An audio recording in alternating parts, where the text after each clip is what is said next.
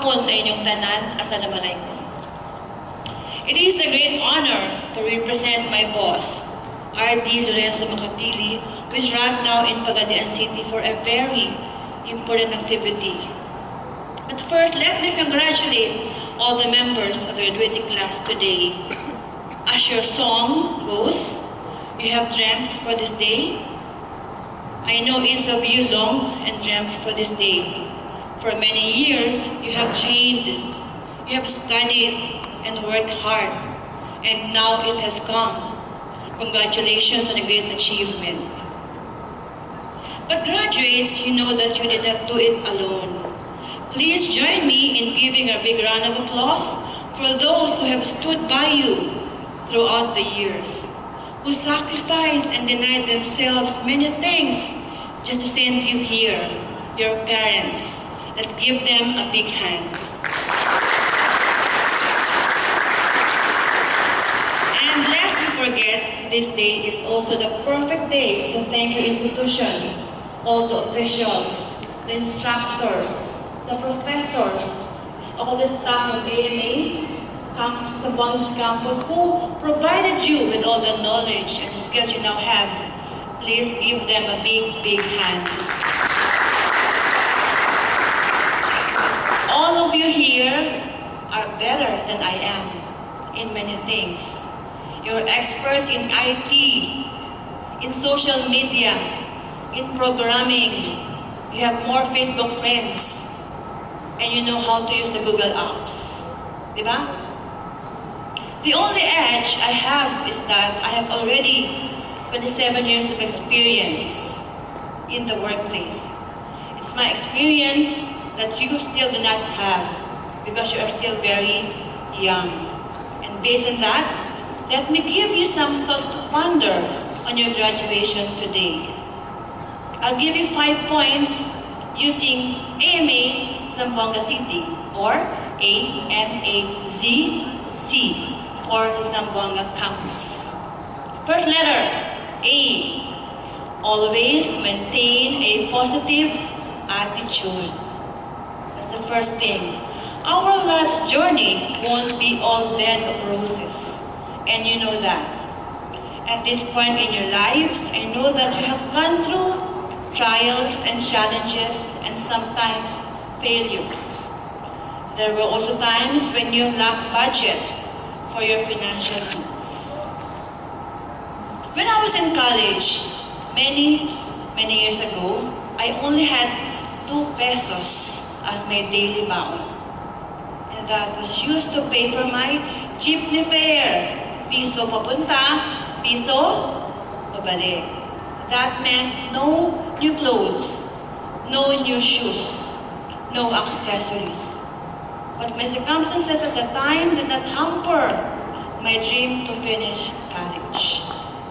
There may be times when you feel desperate and begin to lose hope. Some of you may find difficulty in looking for jobs. And some of you may be employed but will have only to start with a meager salary. Do not lose hope. Back in 1988, my first job was as a cashier in a counter station in Makati with only 64 pesos a day. Pinakasweldo. And I had to take 3 rides in going to my station. And another 3 rides, pauwi. And more difficult was that my duty was from 6 a.m. to 2 p.m. So that means I have to be awake at 3 a.m. to prepare for my job. But whatever situation I was in, it was best to stay positive. You have different challenges today, my dear graduates. Perhaps you already have heard of the ASEAN integration. Have you? You know ASEAN integration? We will soon be living in one ASEAN community. What does this mean to you? One of the objectives of this community is to create a single market, one production base for all ASEAN countries. We'll now have free flow of goods and And not only goods, free services. And that includes all of you graduates. This means any national in any of the 10 countries can work anywhere in the region without a work permit. It means that we should brace for intense competition with our ASEAN counterparts. In the midst of all this integration, it is still best to remain positive. Why? Because your institution has equipped you with the skills that will enable you to compete in this highly competitive job market. With your skills, believe that you can do great things, that you are capable of being globally competitive workers. Believe that we can surpass all the challenges. Be positive and confident that we can face and hurdle life's challenges.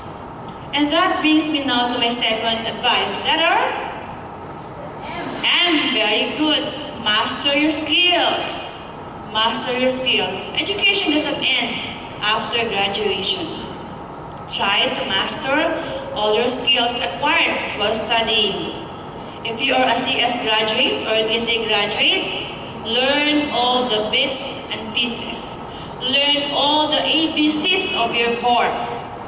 But on the diploma in other credentials, it is what you know and can do that spells your advantage in the job market.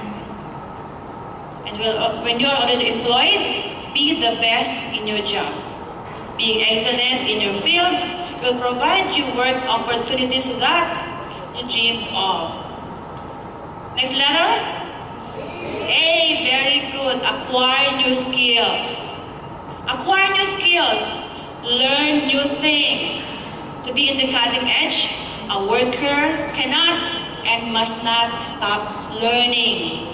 This is the only way to survive global competition or even ASEAN integration. Today's workforce must be flexible enough to adapt to rapid changes in technology. Mr. Baker said, "The man who graduates today and stops learning tomorrow is uneducated the day after." Let me repeat that. The man who graduates today and stops learning tomorrow is uneducated the day after. Remember that the skills do not remain static and need to be constantly upgraded as technology changes. I had an office mate who finished CS accountancy. He is a CPA, but he continued to study programming by himself alone. And today, he receives bulk of his income from his sideline as computer programmer. So, acquire new skills. Next letter? Z. Ano ba yung Z? Zeal. Ano ba yung zeal? Z-E-A-L.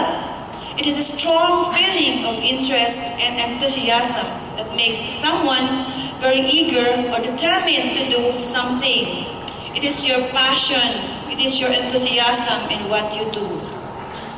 One author, Mr. Charles Buxton, said that success is due less to ability than to zeal. Mas mainam pa daw ang may zeal kaysa sa abilidad. Zeal will do more than knowledge. If you do not have the passion and enthusiasm in what you do, you will have a mediocre result. But if you love what you do, you will produce best results. I have a friend in high school who took up pharmacy as her course because her father told her so. So she passed the exam. She had a pharmacy, but she closed the pharmacy last year. Why? Because she didn't like her course, didn't like her job. She has no passion for pharmacy. So she now is renting the area to somebody else because she has no passion, there's no zeal for her course. So whatever it is that you are passionate about, practice, practice, practice, learn, learn, learn. And finally, Letter C for campus. It is perhaps one of my best advices to everyone. Call on God and be grateful to Him. We all face challenges and trials. No one is exempted. But we have a God who is bigger than all our troubles. We can communicate through prayer. He told us not to worry over anything and just ask Him through prayer and supplication. We can handle all our challenges because God gives us strength. We can cast our cares to God because He cares about you and about me. Continue to be grateful to God. All good things come from Him, even your graduation today. We should all be grateful for all God's blessings. And by YOLO, you only live once, diba? You and I only live once. That is why we need to live it according to His purpose and plan. So there you have it. Dear graduates, A for always stay positive, M for master your skills, A for acquire new skills or learn new things, Z for zeal, remain zealous in whatever you do, and C, call on God in all your circumstances. In closing, I hope all of you look into the future optimistically and see it filled with opportunities that are immediate and possibilities that are limitless. Mabuhay kayong lahat. Again, congratulations and thank you.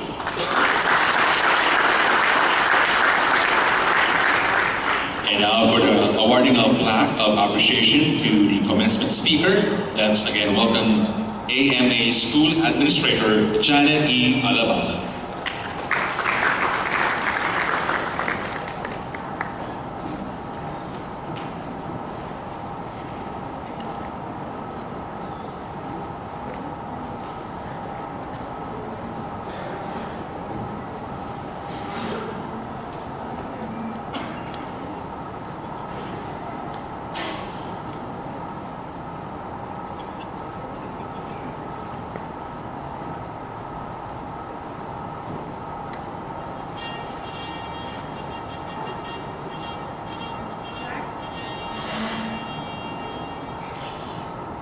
AMA Computer University presents this plaque of recognition to Joycelyn Louis from TESDA in grateful recognition for her invaluable support and participation as commencement speaker in 2015 commencement exercises of AMA Zamboanga campus, thereby greatly contributed to its resounding success. Given this 15th day of May 2015 at Astoria Regency Convention Center, Casonaka, Zamboanga City, signed Janet E. Alabata, School Administrator.